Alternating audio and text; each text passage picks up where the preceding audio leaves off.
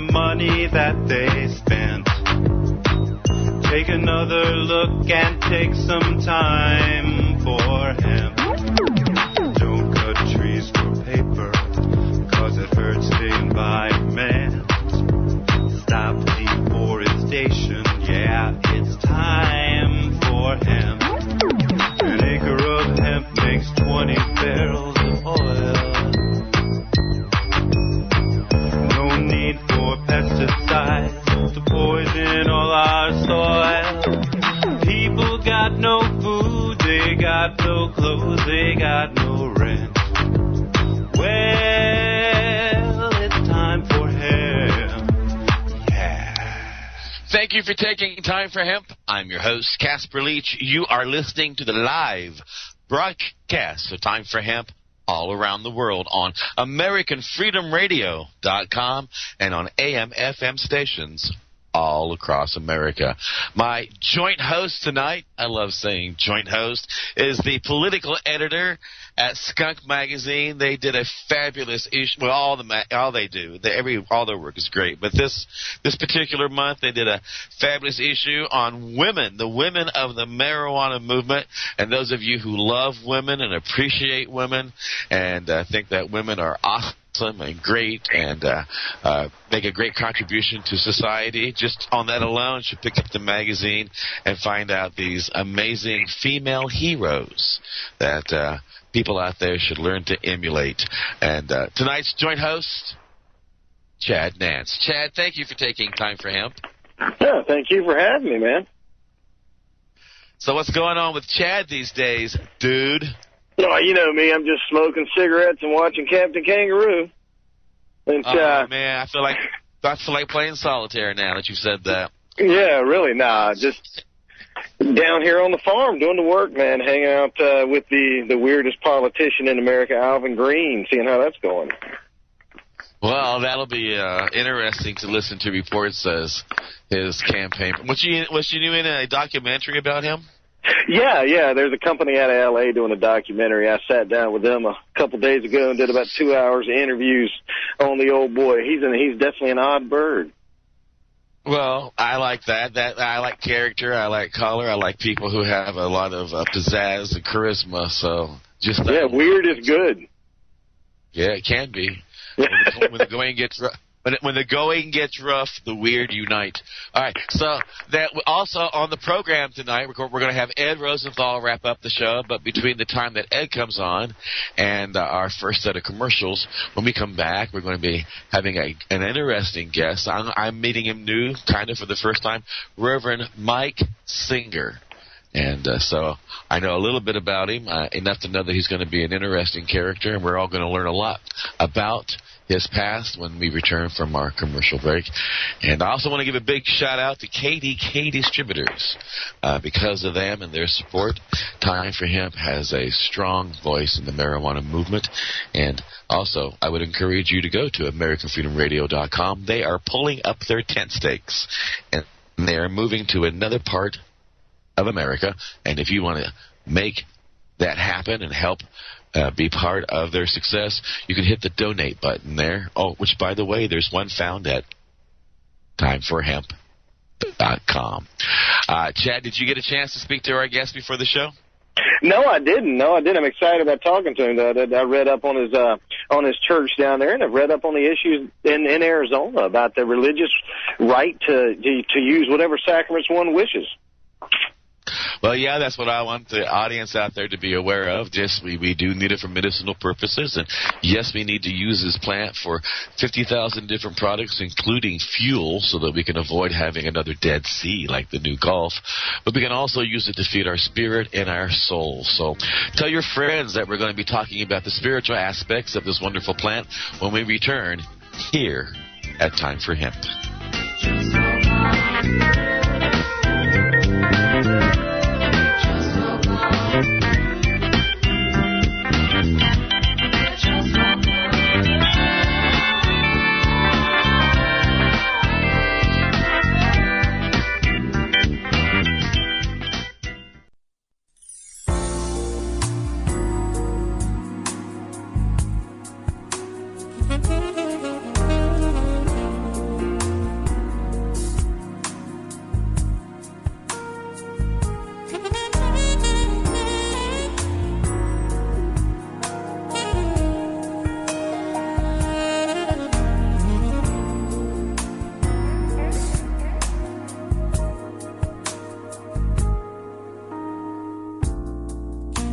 are listening to the Time for Hemp Global Broadcasting Network.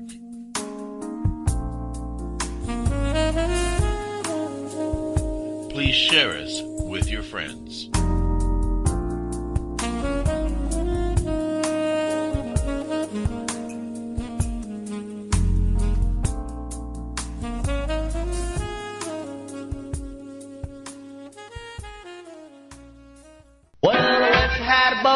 Good spring reaper, a big fat don't be much sweeter. Mighty don't hide it. Mighty don't hide it. Mighty don't hide it. Mighty don't hide it. Mighty don't hide it. Fire up right now. Yeah, baby, fire up right now. Be loud, be proud. Let everybody know that you do smoke marijuana. Sometimes, it's just not just for medical reasons. I mean, we do have that.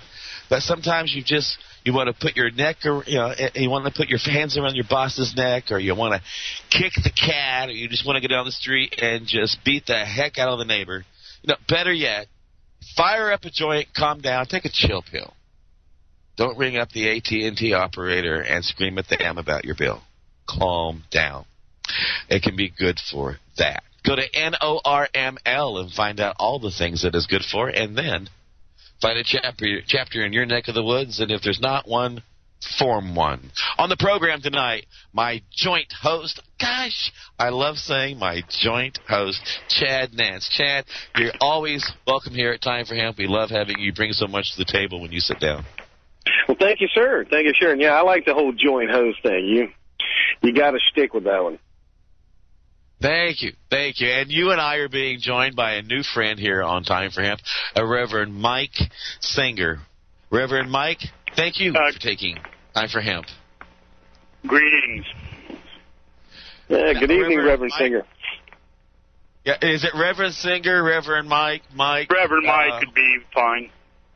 All right, Reverend Mike. Now, are you, ordained? I mean, if I want to get married, at least to the member of the opposite sex in your state, we don't know what all is going on, but at least that much.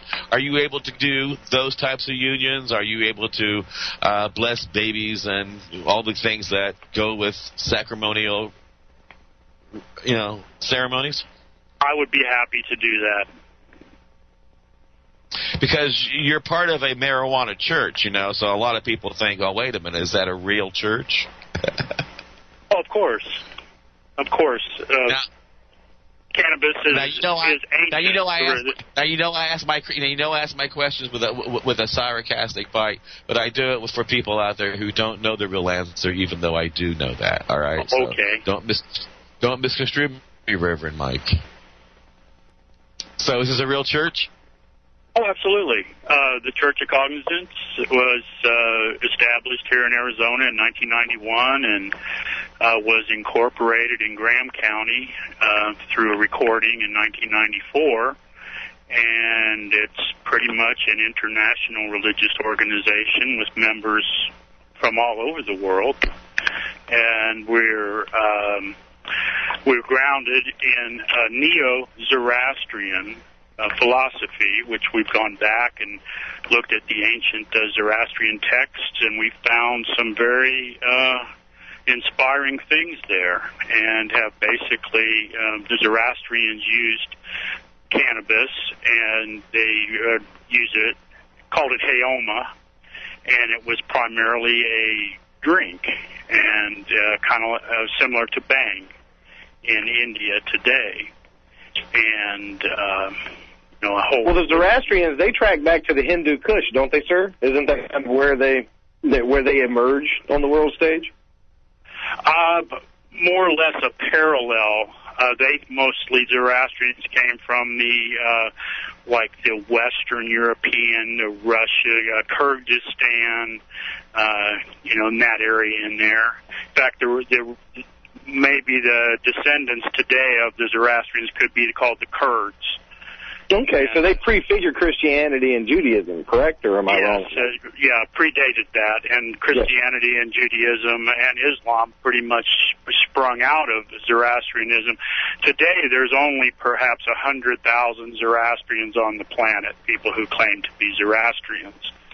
Now, Now, the Zoroastrians that came over, and the North American Zoroastrians, they claim that they don't use marijuana, and they no longer use cannabis, and they claim that Heoma is ephedra, and they use small amounts of ephedra in their ceremonies, which, of course, has recently become also a Schedule I controlled substance. But absolutely, and the laws there in Arizona that the you folks are, and I know there's a couple of court cases active about it. Those all go back to the use of different substances from peyote to others by American Indians, correct, sir? Yes. And we've had we've had within our church within the past few years some very significant landmark cases. In federal court, we had a USA versus Quaintance, which was Dan and Mary Quaintance, who were the founders of the Church of Cognizance.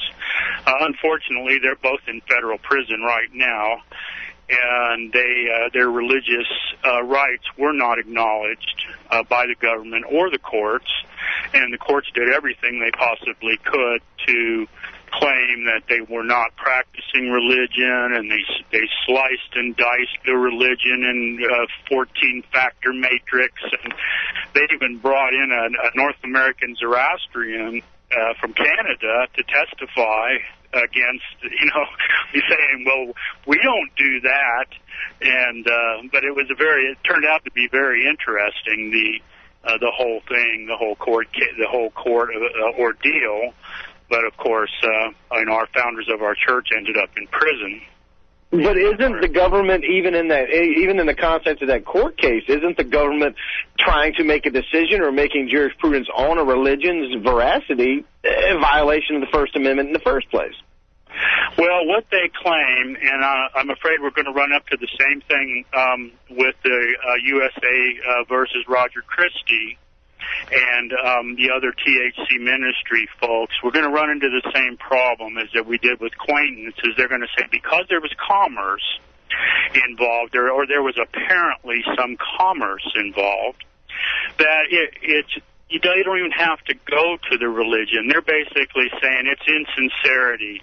It's insincerity right off the bat, and therefore there's no further inquiry needed, although we went through many, documents and court hearings and everything with Quaintance. But in the very end, we've just come back from the Court of Appeals, the 10th Circuit, and they basically said that, if there's commerce and there's some people are making some money apparently from this, if there's any of that, then it's not religion.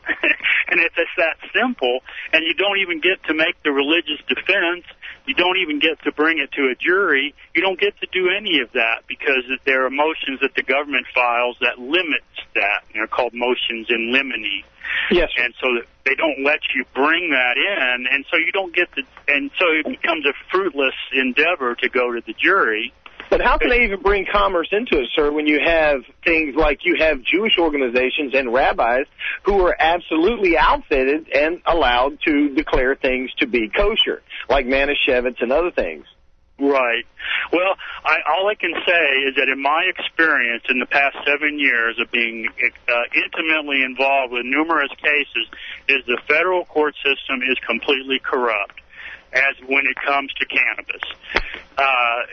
They will go to any length. They will twist the law in any possible way to basically rule against the person. And we've seen this since the Leitch case back in the 90s there, where it was basically right to life was not even good enough. They say you don't even have the right to life. And her doctor came in and said she has to have this. It's a right to life issue. And they go, oh, no, you can't have that. And so, but going all the way back to Timothy Leary case back in the late 60s, all the way up to the present, we've had dozens and dozens of cases of religious cannabis.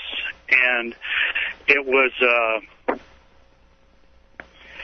and everyone has always lost, and the government has... But how can they continue to lose, sir, when there's precedent that allows Americans to take a drug as powerful as DMT? And I don't know if you've tried that, but you smoke a joint or drink a little bit of DMT, and it's a completely different experience. I mean, it'll rock you off your chair, and that seems to be okay, Well, I know, and again, we thought in 2006 with the UDV case, which is the ayahuasca using church there in New Mexico, when they got more or less won that decision in the Supreme Court, we thought, oh, well, happy days are here for all the cannabis people. I mean, we were ecstatic, and we thought certainly this will apply right over here to cannabis. But the problem is that there's probably 1,000 people in the United States that use, a couple of thousand maybe, that are using that DMT.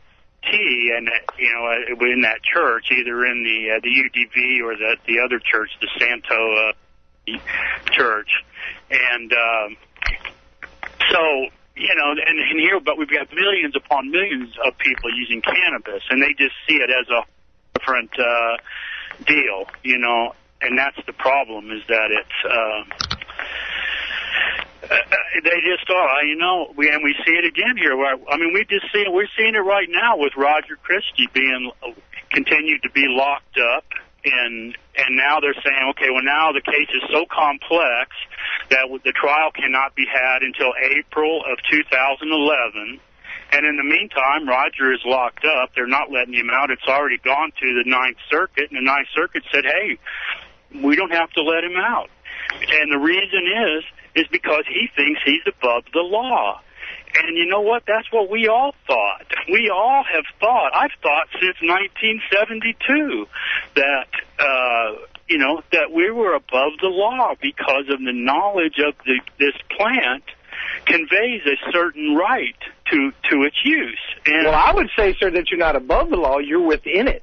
And that you were within your rights under a Bill of Rights, under the First Amendment, freedom of religion or separation of church and state, to practice religion as you see fit. I mean, there are places in America where it's legal not to take your child to get health care because you believe religiously, whether you're a Christian Scientist or something else, that your child doesn't need it. And that's legal, and I have precedent for that, and yet you guys can't use a sacrament that you agree with, and that is not even as powerful as other sacraments that are used by other religions. And it's just kind of a mind blower that this gentleman's still in jail. Oh, well, we got Eddie Lepp. He just got sentenced to 10 years, so he's sitting up there in Northern California on 10 years. Dan Quain's just got 6. Now, Roger's facing, who knows, 10, plus, and everybody else that was involved in that is probably facing 5 years. And, I mean, the government is just corrupt on this issue. The problem is there's so much economic impact, with this, that if it ever does break loose and then we ever do have a free cannabis, I mean, my God, we're going to put, right away, we're going to bankrupt the pharmaceutical companies. And once we start growing this for food, we're going to shift the whole food market, which is huge, away from soy and corn and wheat and things, And, we got the Monsanto's decision this last weekend, where the government's decided, not to approve some of their business things. So those kind of people are definitely tightened up, because it doesn't just go to food, it also goes to biofuels, which is a mind blower. People thinking that using corn to make ethanol is a good idea when you could grow, miles of hemp, grind the stuff up, and then we could drive for years on it. The other case that we had out here that's pretty interesting was an Arizona state case, and that was State of Arizona versus Danny Hardesty. And we went all the way to the Supreme Court with that. Now, Arizona is a little different. We have some good constitutional provisions that are not present in the federal Constitution, and one of them is no person shall ever be molested in person or property on account of their mode of worship or lack thereof. So you're not ever supposed to be molested in person or property because of your religion. And we also have some other very strong constitutional provisions in Arizona. So we were fairly successful, and we got a case that went to, and they basically said that you could maybe use cannabis for religious purposes as long as there was no threat to public health and safety. And of course that would have to be on an individual case-by-case basis. The state of Arizona is still arguing that total ban is the only way to control it. And of course, that's going to fall when we get medical in here, get medical voted in November. Well, then there'll be medical marijuana, and now their argument about a total ban kind of goes out the window, and it does sort of open up a possibility of religious use being because the compelling interest argument is lessened. When you have exceptions and people are using it for medical purposes, they almost have to extend it to religion. But none of the medical marijuana states already have extended it to religious use. There's not one person in the United States that I'm aware of that has any type of exemption, a true exemption for religious marijuana use. Native Americans don't? There aren't particular, I know the Native American Church claims that cannabis is part of their sacrament. Well, it's not been recognized as such, okay. And there actually is a couple of cases that are going on right now. One in Hawaii is the Rex Raging Bear Mooney case, and that's a church case where they had some marijuana that was seized by the government, and so they filed a lawsuit. And that's really gone nowhere so far. I mean, something may happen with that, but so far it's not really gone anywhere. And so far, none of these cases have gone anywhere, unfortunately. And a lot of it has to do with, especially these federal cases, is that the federal system is so complex that you need to have an attorney, and these federal public defenders, even though they seem to like they try to do a good job, they just, I don't know, it's just not the way they do it. It's like a scripted play with each part. Everybody knows everybody, and the prosecutor knows the defense attorneys and the judge, and they all play golf on the weekend, and you're kind of like the unsuspecting guest that's fallen into this trap. And there's very little, unless you can represent yourself and stand up and basically tell your own truth. And the only way these things are going to be won is to show that we are, in fact, above the law. We're not within the law. This plant is such a valuable agricultural resource and such a valuable resource to humanity from everything that it can do, from curing virtually every form of cancer, not by smoking, but by eating it. And most other human diseases, it's a virtual panacea for every disease, even skin diseases. In the future, most of medicine will be cannabinoid-based medicines. External skin creams, all the different internal things will all be cannabinoid-based. And, but we can have this right today for free, and you can produce it right in your own backyard. And one thing that I don't mean to interrupt, but one thing that we cannot have for free is this airtime. We have to pay the bills here, which is a cool thing because we got some really great sponsors that stand behind this show. So I got to interrupt here. So forgive me, gentlemen, but we are going to take a commercial break and pay the bills, and we're going to listen to some great music about how wonderful marijuana is. And then when we return, we're going to pick up this conversation where we left off here at Time for Hemp.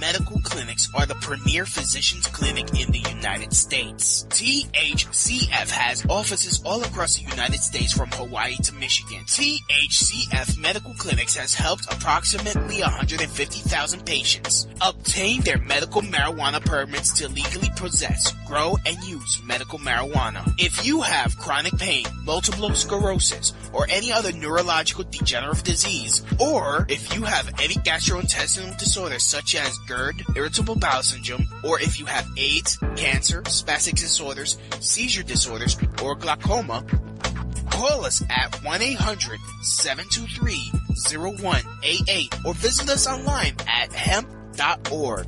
Again, the number is 1-800-723-0188 and the site is hemp.org.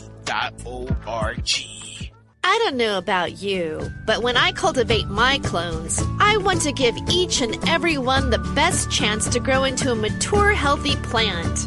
But after a few cloning cycles, I experienced decreased root density, slimy stems, or even worse, no roots at all. Growers know that reusing cloning collars results in failed clones.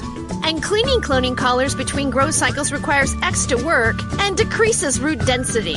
That's why I use permaclone. Permaclone collars have been engineered to prevent failed clones by providing heat sterilizable collars which fit easy clone, turbo clone, or power cloner systems. Permaclone collars can be dry heat sterilized, pressure cooked, or autoclaved to completely kill all bacteria and fungi without harsh chemicals. Start cloning with confidence today and visit us at permaclone.com. Put in the code T for hemp with your order and receive a 10% discount on your purchase.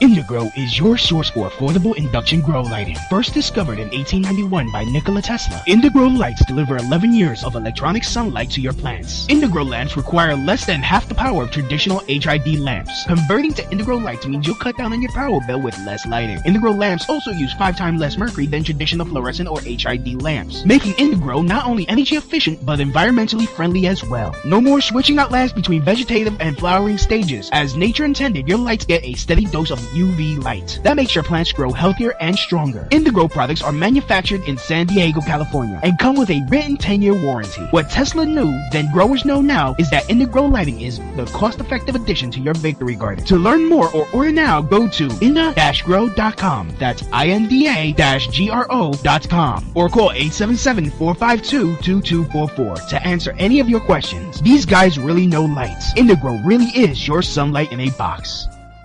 Have you ever had a problem with overcooking your cannabis oil? You probably wanted to rip your hair out when you burned off all the THC, right? I even cried one time when my brownies failed to make a good impression at the party. Well, I stopped crying when I found Magical Butter. Magical Butter is a device with a microprocessor-controlled program sequencer. It was designed by a scientist and a chemist to precisely extract the benefits of various herbs. Magical Butter easily makes botanical butter, oils, tinctures, lotions, sauces, and more. Magical Butter heats your oil and your herbs at the perfect temperature every time.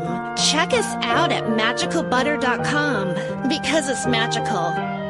Okay, there's a lot of science and chemistry involved, but it sure works like magic. Education and information. See what all the buzz is all about. It's time for hemp. It's time for hemp.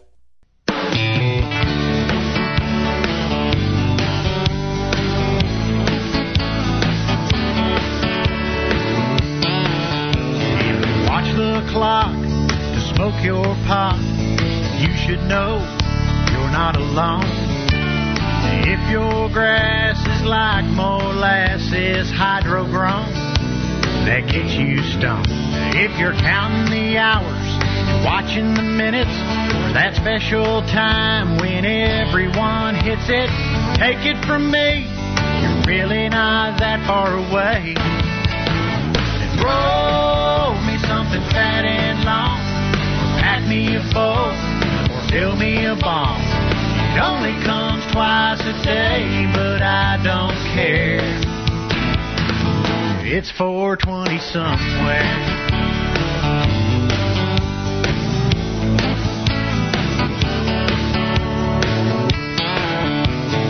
This smoke break is gonna make my afternoon when I get high.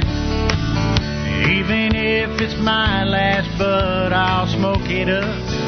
It'll be alright. I've been sitting here waiting for what seems like a year. My Jamaican connection said he'd meet me here. If the phone's for me, tell him he better be on his way. Roll me something fat and long, pack me a bowl, fill me a bomb. It only comes twice a day, but I don't care. it's 420 somewhere.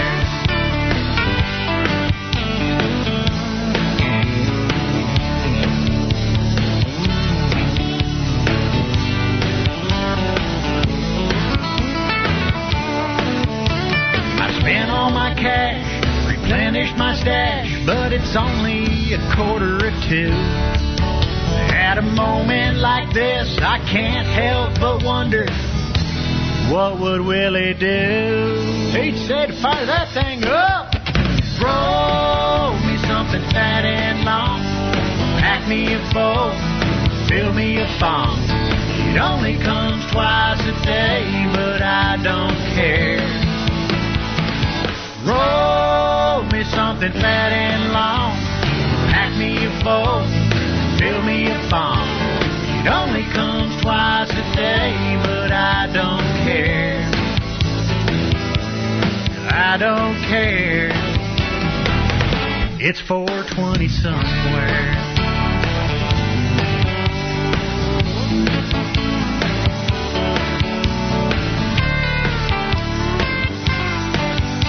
Thank you for taking time for Hemp. I'm your host, Casper Leitch. You've been listening to Chief Green Bud, one of my heroes in the marijuana movement. You can find his music on timeforhemp.com. Played a lot in our podcast, played a lot in our live show.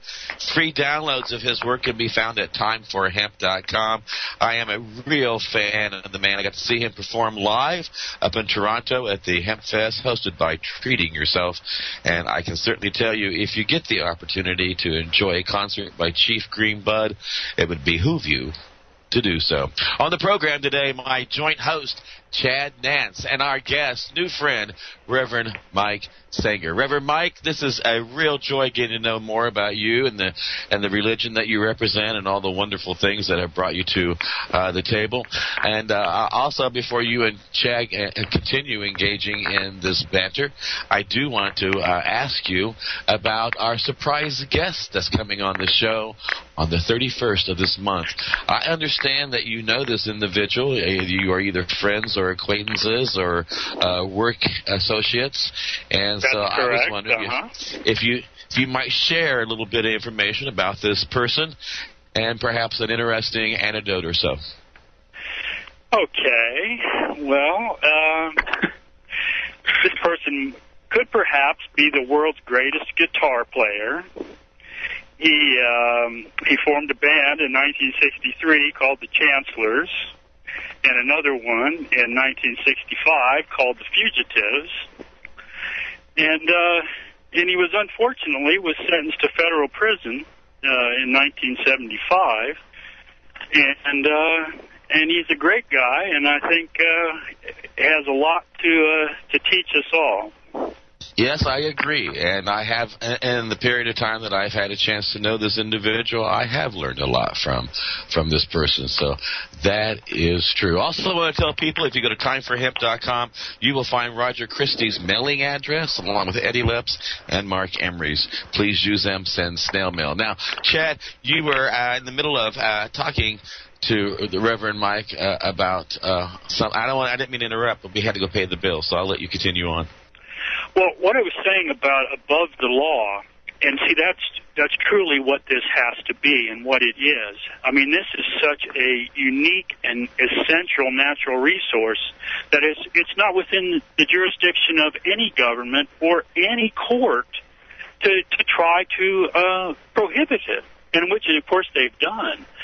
But these are natural, the fundamental rights. There's things called fundamental rights or inalienable rights or unalienable rights, and that is what this is. The right of an adult person to grow and use this plant for their own purposes. Now, as far as going out in commerce and setting up stores and shops, you're going to get involved with the government on those types of things, and they probably do have the right to regulate that kind of things just like they do with other products for public health and safety. But as far as the individual right, the individual use, it is a fundamental God-given natural right to utilize this plant for food, for oil, and for sacrament, and for whatever other uses. If you want to weave rope with it or make placemats or whatever you want to do, I mean, that's your right to utilize, that plant. So that's, my fundamental thing. And then I also, from the religious standpoint, what we are saying in the Church of Cognizance, we don't have a lot of dogma. We're not trying to lay trips on anybody. We're saying look within. And that's what this plant, when you use it as sacrament, is what it does. It lets you look within and become introspective and find your own truths. We're not saying read a book or study this or that. We're saying look within yourself and find your own truths, and that's what this plant does. This plant is the antidote to all of this evil that's going on in society today, and because it allows you to wake up and see what's really going on, and that's what it's all about. And so really, when you think about it, I mean, people do, whether they want to claim it or not, they are using cannabis towards a spiritual end. Whenever you use it in that way and you discover truths about things, or you want to go out and save the whales or save the forest, or you become a renovator and a conserver of nature, and a participant in planetary society in the way that humans are supposed to participate. And it helps people to wake up and not become involved with a lot of nonsense. Yeah, so your church, Reverend, then is not really, it's not fundamentalist of any sort, it's not didactic, and does it even really delve into the supernatural nature of things, or is it more spiritual, is it more Eastern in that respect? Well, it does, it has the three fundamental tenets, really, in the Zoroastrian religion are good thoughts, good words, and good deeds. That's sort of the moral code of the religion. Now, we've taken it within the Church of Cognizance to say the cannabis plant, also known as Heoma, is the teacher, the protector, and the provider. And that's exactly what it does. It teaches us what we need to know, it protects our health, and it provides us with what we need in a material way. And but we've been restrained from, been prohibited. There are two great evils that have occurred to modern society, and the biggest one is the suppression of zero-point energy or cosmic energy.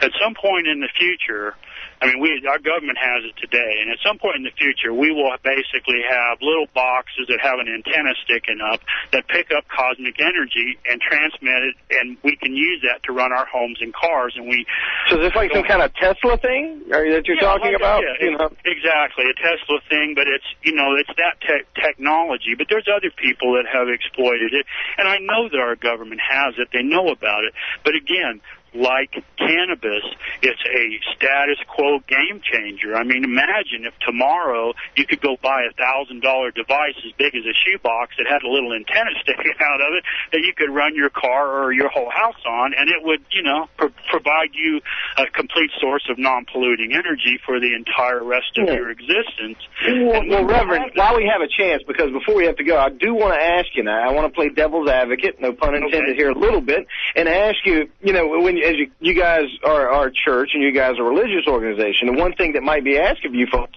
is what do you do community action-wise? As far as, everything from Christianity to Judaism to Islam to Buddhism, these are religious organizations that get out in the community, and they do have some community outreach. So what do you folks do besides proselytize and stuff like that out in the community in Arizona that makes you guys a valid religion and would make where you're standing a lot more solid? Well, until everyone went to prison, there was a lot of cannabis distribution, and of course that in itself is good. People need cannabis, right? So, but obviously there's a problem with that. The government has a problem with it, and so we're not doing that right now. And but we had people go. A lot of people have gone to prison, and So do you think, sir, if you folks were more of a community outreach, and I mean by that outreaching everything to the poor, to the, to the more traditional, and I understand the thing about selling cannabis, I'm down with that and would like to talk to you next time I come to Arizona. But what I'm talking about is if you were doing more community outreach and things that were more traditionally charitable, do you think the courts might take a different view of the church and its activities? Well, honestly, no. I don't think there would be anything that we could do that would have convinced the federal court judge in New Mexico that marijuana is compatible with religion. We had expert witnesses come in there. We had an anthropologist. We had all kinds of people come in and testify, and it just went right over their head, and they basically ignored all of it.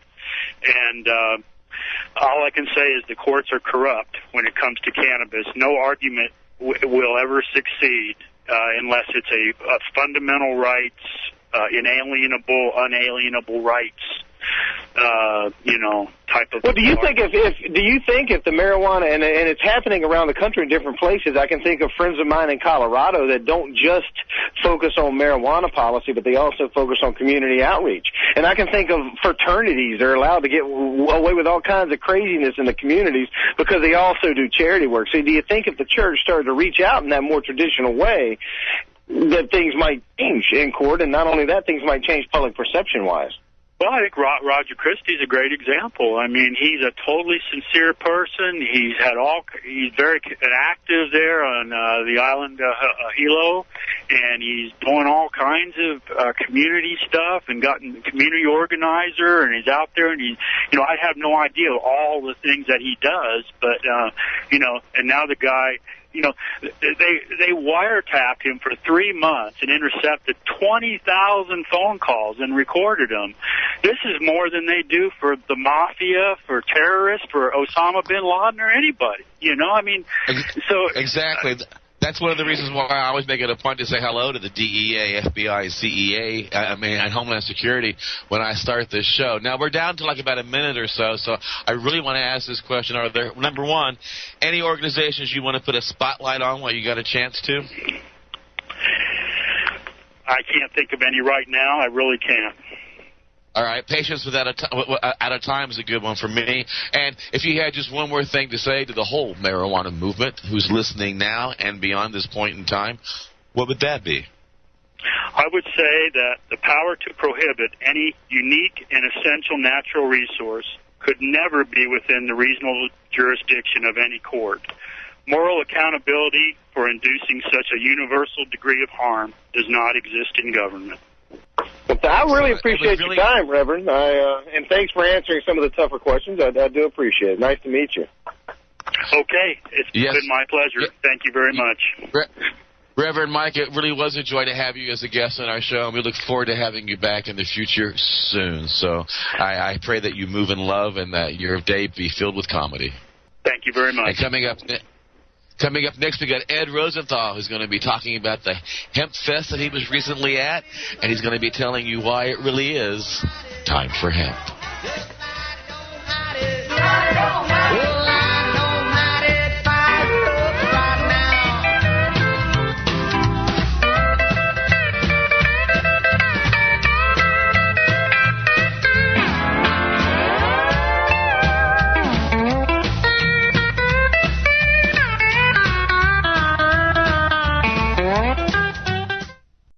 Have you ever had a problem with overcooking your cannabis oil? You probably wanted to rip your hair out when you burned off all the THC, right?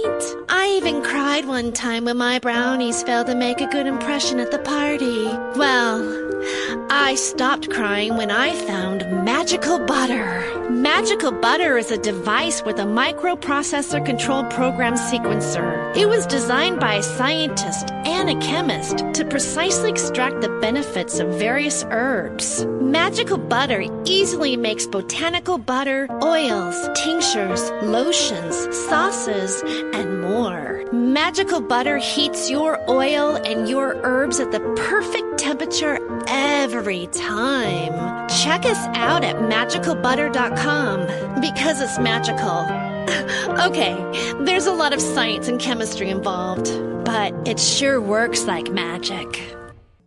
If you are in the Portland, Oregon area and are an OMMP card holder, then come down to Nikki's Diggity Dank Market, Portland, Oregon's first and only weekly OMMP market, presented by the Alternative Wellness Center, located at 5241 Southeast 72nd Avenue, 2 blocks south of Foster Boulevard, close to public transportation, held every Sunday 10 a.m. till 7 p.m., connecting quality vendors with patients. Nikki's Diggity Dank Market also has a weekly raffle with products from every vendor, so come down to Nikki's Diggity Dank Market and have fun while connecting with quality vendors and getting great natural medicine. If you are a vendor and want a chance to connect with OMMP patients, you can check out their Facebook page at facebook.com/Alternative Wellness Center or call 971-888-4392. Be sure to register early because space is limited. Nikki's Diggity Dank Market.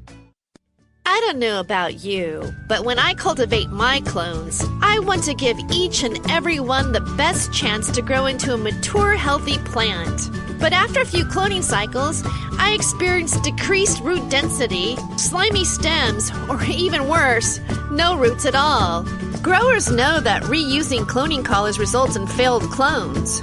And cleaning cloning collars between growth cycles requires extra work and decreases root density. That's why I use PermaClone. PermaClone collars have been engineered to prevent failed clones by providing heat-sterilizable collars which fit easy clone, turbo clone, or power cloner systems. PermaClone collars can be dry heat sterilized, pressure cooked, or autoclaved to completely kill all bacteria and fungi without harsh chemicals. Start cloning with confidence today and visit us at permaclone.com. Put in the code T for hemp with your order and receive a 10% discount on your purchase. Headshot Canada. Based in Saskatchewan, Canada, it is shaking up the medical cannabis industry. Headshot Canada helps Canadian citizens in getting a medical marijuana license. They do this by filling out the paperwork. They also help explain your needs to your doctor and also help find the right strain for your condition. For this service, Headshot Canada charges a nominal fee of $100 and your participation in a research and development study to test the effectiveness of different cannabis strains on various medical conditions. Owner and founding farmer Tim Selinsky wants every Canadian to know that you have the universal right to a marijuana license. Unlike Compassion Clubs, Headshot Canada's goal is to get the right strain of cannabis for the ailment at a fair flat rate price for the patient no matter the strain. Headshot Canada offers 57 strains of cannabis grown at family-owned farms in Saskatchewan as opposed to Canadian federal government's one strain of irradiated garbage grown in a lab. Go to headshopcanada.com. Free? Did you say free? Free hemp? Free hemp? Free hemp video and audio? Free downloads of all the top artists, all the pot artists on planet Earth. Interviews with all the people making the movement, making the hemp movement. It's time for hemp. That's right, world. It's time for hemp. That's right, world. It's time for hemp.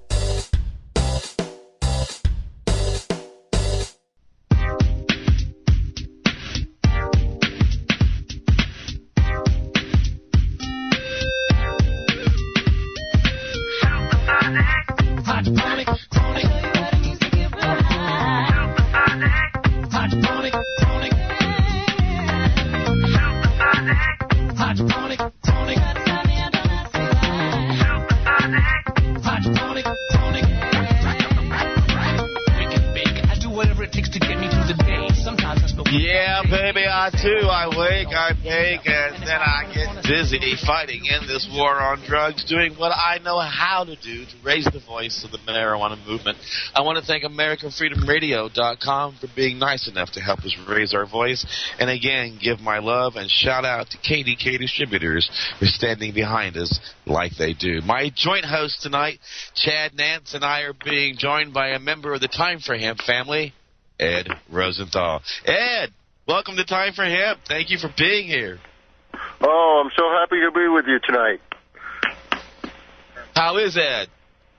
Oh, I'm fine. I just got back. I just was in Bozeman, Montana for Hemp Fest. this weekend, and I have some news to report on that. Well, how did it go up there, Mr. Rosenthal? This is Chad Nance.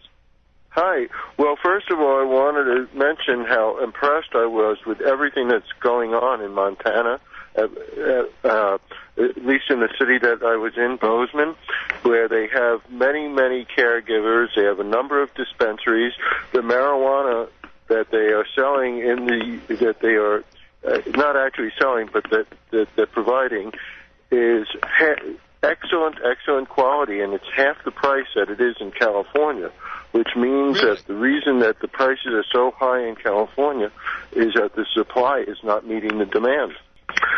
And I was really intrigued. The people who are involved have a lot of compassion and a lot of concern and also a lot of ambition to provide better services all over the state.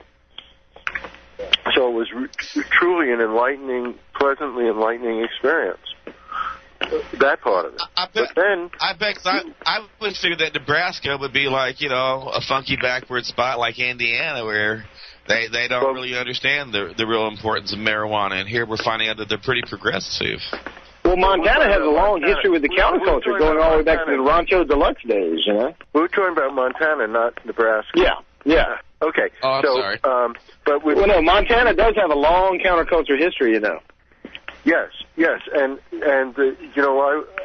Bozeman, I found the people there to be very progressive on issues other than cannabis as well. But there was something really strange that happened. We went to this hemp fest. It was held at the county fairgrounds. They were, they had the permission, all the permissions and everything. And then that morning, the police showed up, and they did two things. One is they parked cars prominently right near the gates to the entrance to the event, which sort of was had an intimidating effect on attendance, because a lot of people came, they saw the cop cars, and they just decided not to come in.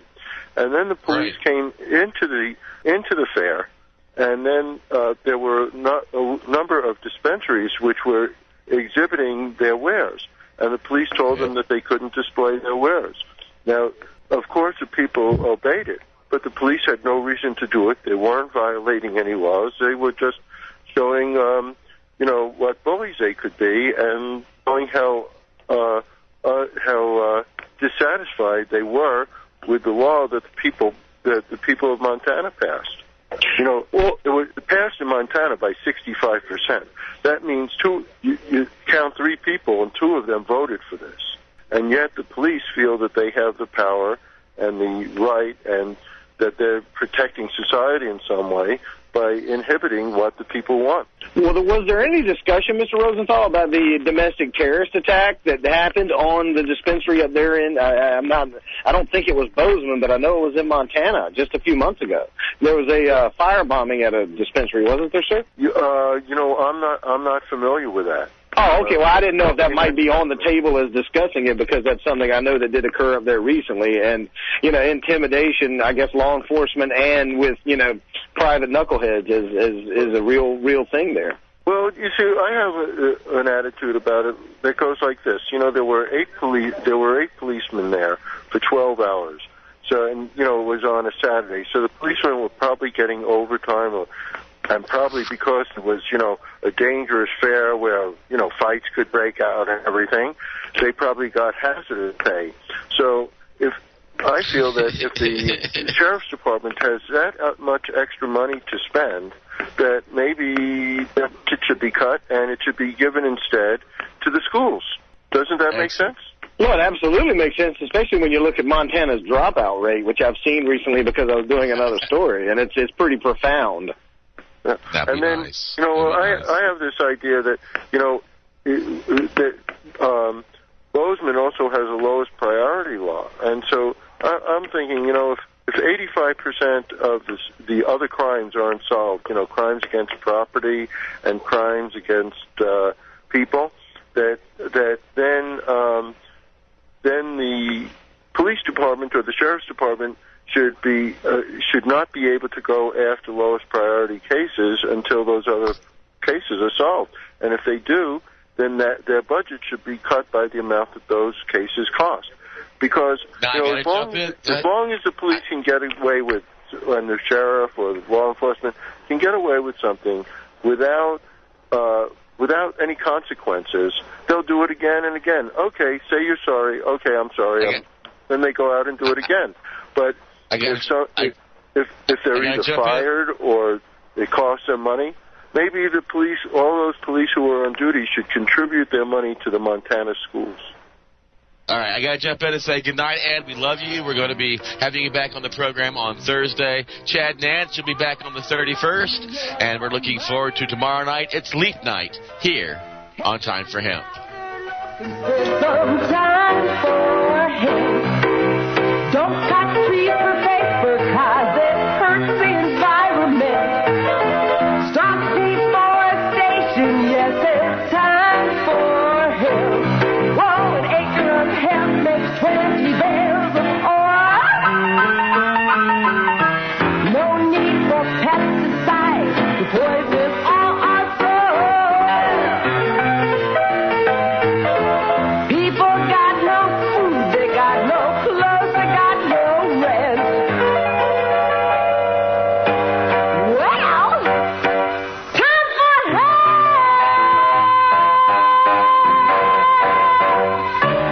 Yeah!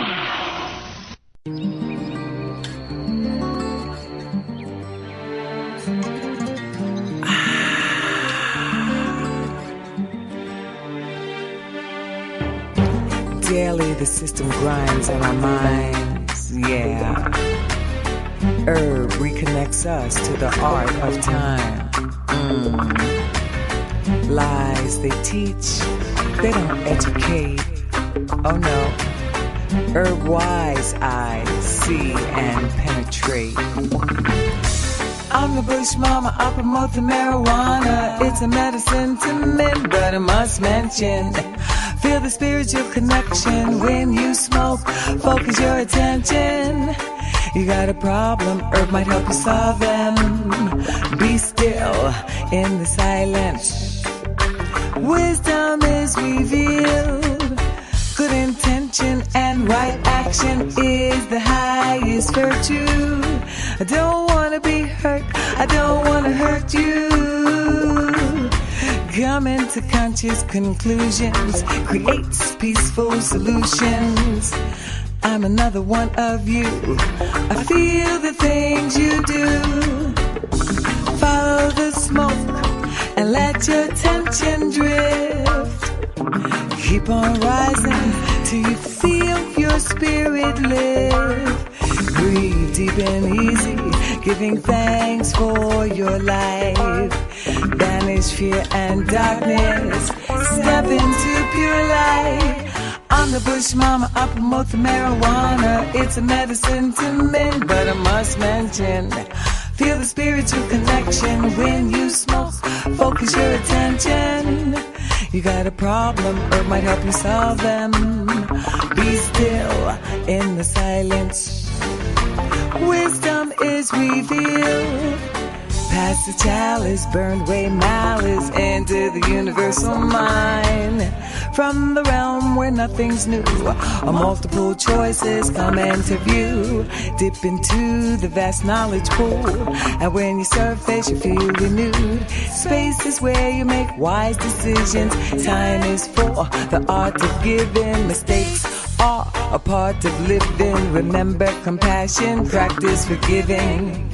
And when you speak, seek to reach a higher ground, a place where harmony can be found. Then we'll be skanking to a brand new sound. Follow the smoke and let your attention drift. Keep on rising till you feel your spirit live. Breathe deep and easy, giving thanks for your life. Banish fear and darkness, step into pure light. I'm the bush mama, I promote the marijuana, but I must mention,